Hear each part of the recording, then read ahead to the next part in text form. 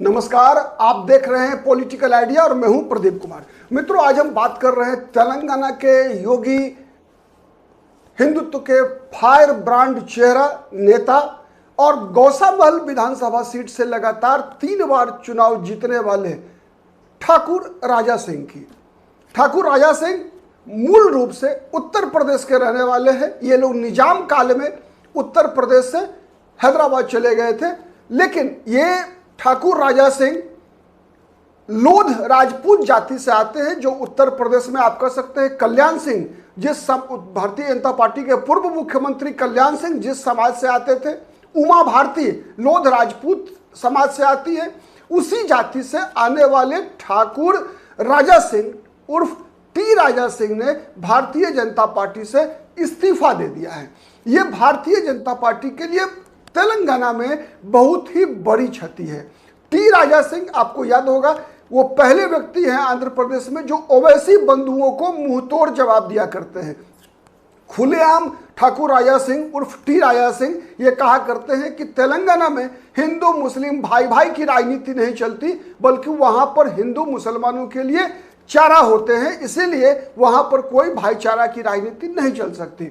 ठाकुर राजा सिंह ने जो आज इस्तीफा दिया, उसके पीछे मूल कारण बताया जा रहा है कि टी राजा सिंह खुद वहां भारतीय जनता पार्टी के प्रदेश अध्यक्ष बनना चाहते थे, लेकिन वहां भारतीय जनता पार्टी के केंद्रीय नेतृत्व ने वहां के रामचंद्र राव को वहां का प्रदेश अध्यक्ष बनाया है। के रामचंद्र राव, आप कह सकते हैं कि भारतीय जनता पार्टी के बहुत ही पुराने कार्यकर्ता हैं। 1970 के दशक से आप कह सकते हैं कि भारतीय जनता पार्टी में वो अखिल भारतीय विद्यार्थी परिषद, राष्ट्रीय स्वयंसेवक संघ से होते हुए यहाँ तक पहुंचे हैं। एक वकील के रूप में भी वो भारतीय जनता पार्टी की लगातार उन्होंने सेवा की है और उनको माना जाता है कि तेलंगाना की राजनीति में भारतीय माने सबको एक साथ समेट कर लेकर चलने की क्षमता के रामचंद्र राव में है, इसीलिए उनको प्रदेश अध्यक्ष बनाया गया।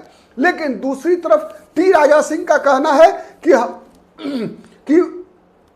तेलंगाना में भारतीय जनता पार्टी की चूंकि सरकार बन सकती है, भारतीय जनता पार्टी को एक अग्रेसिव, एक हिंदुत्ववादी चेहरा चाहिए। टी राजा सिंह ने अपने इस्तीफा के पत्र के साथ साथ जो बाद में उन्होंने संवाददाताओं से बात किया, तो उन्होंने कहा कि तेलंगाना को के रामचंद्र राव जैसा नेता नहीं चाहिए।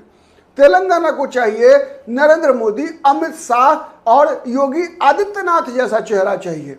मतलब उनका कहने का मतलब था कि नरेंद्र मोदी, अमित शाह और योगी आदित्यनाथ की जो छवि दिखती है वो छवि टी राजा सिंह में ही दिखती है। यही टी राजा सिंह का दर्द है, मूल दर्द वही है टी राजा सिंह का। आपको पता होगा पिछली बार भी टी राजा सिंह को लोकसभा चुनाव से पहले पार्टी से निकाल दिया गया था। क्यों निकाल दिया गया था? इसलिए कि उन्होंने एक विवादित टिप्पणी जो है उन्होंने किया था मुस्लिम समाज के ऊपर, आपको याद होगा। तो इसीलिए भारतीय जनता पार्टी ने उस समय में इनको 6 वर्ष के लिए पार्टी से निकाल दिया था। लेकिन पैगंबर मोहम्मद पर विवादित टिप्पणी कर दिया था टी राजा सिंह ने, मुनव्वर फारूकी के बयान के बाद जो है एक तरह से हुआ था ऐसा। तो उसके बाद लेकिन फिर चुनाव से पहले भारतीय जनता पार्टी ने उनको पार्टी में शामिल कर लिया था और कहा गया था कि भारतीय जनता पार्टी ने उनको विवादित बयानबाजी के आरोप में जो निलंबित किए गए थे पार्टी से, तो उसके लिए माफ कर दिया है। ठीक है, लेकिन तो सवाल ये उठता है कि एक तो क्या टी राजा सिंह के भारतीय जनता पार्टी से इस्तीफा देने से भारतीय जनता पार्टी की भविष्य की राजनीति पर क्या असर पड़ेगा? तो एक बात तो तय है कि वहां जिस प्रकार की राजनीति है तेलंगाना में, उसमें एक ध्रुव तो हर वक्त भारतीय जनता पार्टी अब बन चुकी है।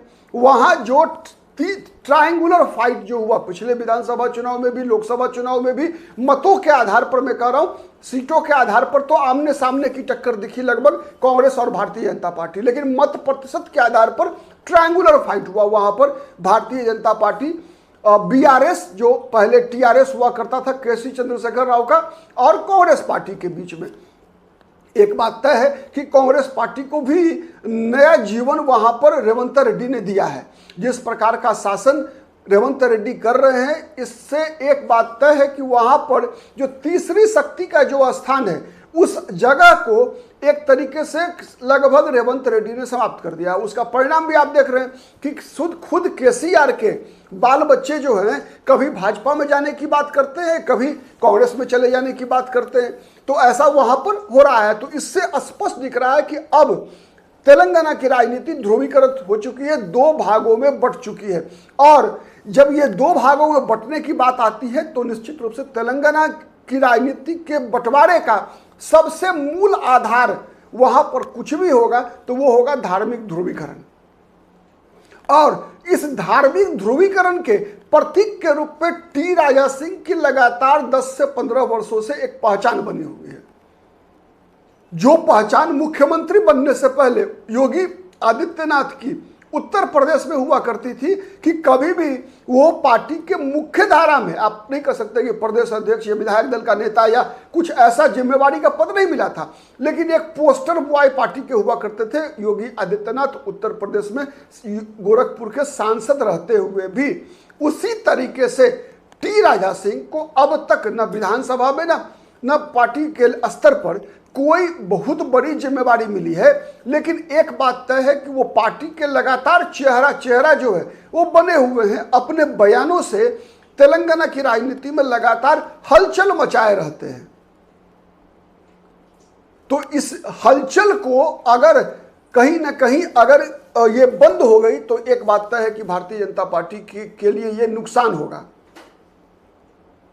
लेकिन मुझे ये लगता नहीं है, ऐसा नहीं लगता। उसके कई कारण हैं। आप देखिए उनके जो उन्होंने इस्तीफा दिया है जी किशन रेड्डी, जो वहां पर निवर्तमान प्रदेश अध्यक्ष है भारतीय जनता पार्टी के, उनको जिस प्रकार जिस भाषा में उन्होंने लिखा है टी राजा सिंह ने, वो एक तरह से है कि मतलब हम अपने फेस सेविंग, वो स्टेटमेंट है।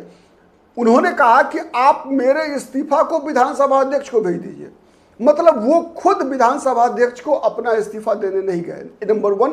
नंबर 2, वो पार्टी से बाहर नहीं जाना चाहते। हाँ, इसको एक मुद्दा बनाकर अपनी राजनीति चमकाना चाहते हैं, ये बात है, सही है, लेकिन वो पार्टी से बाहर नहीं जाना चाहते। इसके लिए आप उनका देखिए, एक भावनात्मक पत्र में जो शब्दों का चयन किया गया है, उन्होंने कहा कि जी किशन रेड्डी जी, आप ही के द्वारा मैं पार्टी में लाया गया था और मैं ये चाहता हूं कि आप ही पार्टी से अलग होने की करने की जिम्मेवारी का निर्वाह कीजिए। मतलब आप खुद विधानसभा अध्यक्ष को ये पत्र जो है फॉरवर्ड कर दीजिए। दो बातें। उसके बाद देखिए कि लगातार जब वो पार्टी इस्तीफा अपना सौंपने के बाद से लगातार प्रधानमंत्री नरेंद्र मोदी, अमित शाह, जेपी नड्डा और योगी आदित्यनाथ, इन 4 चेहरों और निवर्तमान प्रदेश अध्यक्ष जी किशन रेड्डी, सबकी लगातार प्रशंसा कर रहे हैं। सबके जैसा काम करना चाहते हैं, अब वो करना चाहते हैं, ये बात बता रहे हैं।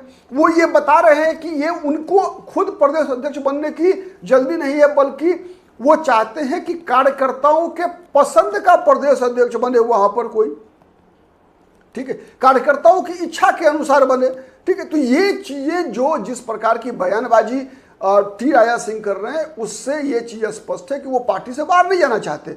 हाँ, लेकिन पार्टी में एक हलचल तो जोर मचा दिया है। अब इसको सबसे बड़ा सवाल यह है कि भारतीय जनता पार्टी के केंद्रीय नेतृत्व क्या इसे अनुशासनहीनता मानता है, या फिर पिछली बार की तरह टी राजा सिंह को माफ करती है भारतीय जनता पार्टी। नजर हमारी बनी रहेगी। आज इस एपिसोड में इतना ही। फिर किसी नए मुद्दे पर हम आपके साथ दूसरे मुद्दे पर मिलेंगे। आज के लिए इतना ही। धन्यवाद।